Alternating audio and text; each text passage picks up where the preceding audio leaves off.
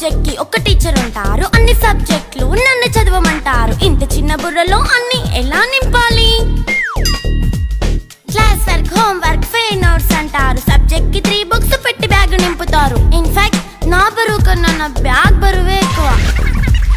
క్వశ్చన్లు, ఆన్సర్లు, సర్ప్రైజ్ టెస్టులు అన్ని దాటుకొని మళ్ళీ స్కూల్ వ్యాన్ ఎక్కేసి అమ్మయ్య ఇక ఇంటికి వచ్చేసామనుకుంటే మార్క్స్ తక్కువ వస్తే చెయ్యాలి అసైన్మెంట్. రిపోర్ట్ కార్డ్ చూపిస్తే ఇంట్లో ఉన్న పనిష్మెంట్. హోమ్ వర్క్ చేయమంటూ మమ్మీ చంపుతుంటుంది. ట్యూషన్ టైం అయిందని డాడీ తరుముతుంటాడు. డాన్స్ క్లాస్ కి వెళ్ళమని తాతయ్య తిడతాడు. స్నాక్స్ తిని వెళ్ళమని నాన్నమ్మ ఆపుతుంది. ఇక అన్నీ అయిపోయాక కాసేపు టీవీ చూద్దామంటే మమ్మీ ఎంట్రీ ఇచ్చింది. బెడ్ ఎక్కమంది. చిన్న నాప్ తీసేలోపు తెల్లారిపోయింది.